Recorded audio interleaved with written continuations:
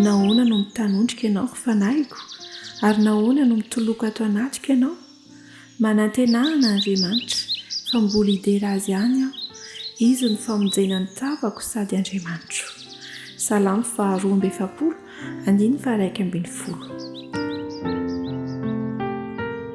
Averimberitsika hatrany ny teny fikasana fa na inona ady hatrentsika eo amin'ny fiainana dia afaka mandresy miaraka amin'i Jesosy Kristy isika. Ary ny fahenonana izany dia manome hery, manome fitahiana ary manome antoka fa tsy maintsy hivoaka mpandresy hatrany isika, hitombo amin'ny fahombiazana sy ny fandresena hatrany isika. Hoy ny ambaran'ny tenin'Andriamanitra ao amin'ny Isaia 40:7-20. Isaia 40:7 zao no ambaran'ny tenin'Andriamanitra. Mampatanjaka ny reraka izy ary izay kely hery dia omeny hery be. Mampatanjaka ny reraka izy ary izay kely hery dia omeny hery be. Tombontsoa lehibe ho antsika ny miantoraka amin'i Jesosy Kristy fa afaka manome hery antsika izy.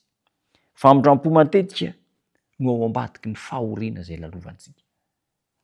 Famindrampo matetika no ao ambadiky ny fahoriana izay lalovantsika.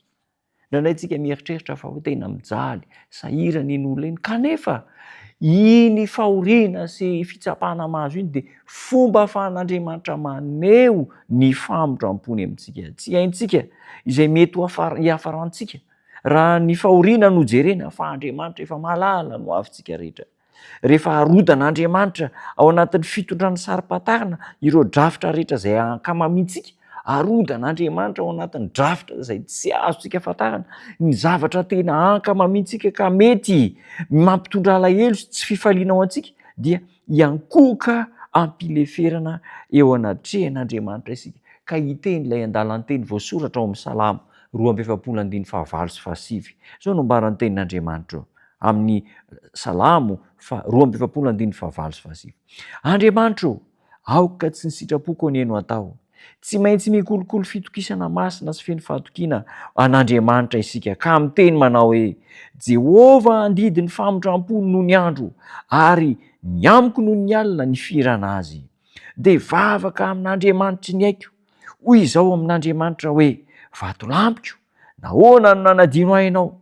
Nahoana no mandeha mijoretra noho ny fampahorian'ny fahavaloko? Rehefa miaraka amintsika zany Andriamanitra dia matanjaka isika, misandratra isika. Andriamanitra io dia mihevitra ny fahoriantsika Andriamanitra. Lanjainy ary tsinjarainy amin'ny fahasoavany sy arakaraky ny tanjantsika ny fandresena omeny antsika. Tahaka ny mpandrendrika volafotsy dia mijery antsika amin'ny fotoana rehetra io Andriamanitra io ary tsy mandaho antsika mandra-pahatanteraky ny fanadiovana sy ny fampandresena antsika. Natao hanadio sy handrendrika amin'ny lafaoro mahamay ireo mpikarakara ny vy sy ireny metaly ireny mba ahafahany maneho endrika tsara izay tiany aseho amin'ireny asa tanana ireny. Ahatonga anao, ahatonga olona manana maha izy azy ihany koa, olona voadio, olona manana tombam-bidy ambony, ireo fahoriana sy fitsapana izay mihatra eo amin'ny fiainantsika raha toa ka Andriamanitra ny manamboatra azy ireny mba hitondra fitahiana ao antsika.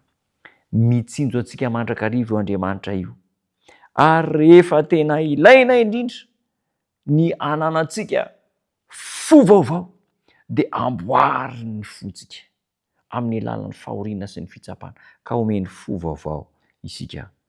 Ny fahoriana, ny fitsapana, ny fisedrana izay lalovantsika raha miaraka amin'Andriamanitra dia tonga fitahiana, tonga fahasoavana ho antsika tsirairay avy. Ry namako, tsy ho ela intsony dia hody any an-danitra isika. Efa ho avy Jesosy Kristy Tompo, handray ny zanany rehetra. Ao anatin'izany ianao, nanangan-tanana ao antsika izy eo amin'ny fitsarany lanitra. Nanangan-tanana ao famelan-keloka antsika izy teo amin'ny hazo fijaliana mba hahatonga antsika hanana fiainana vaovao.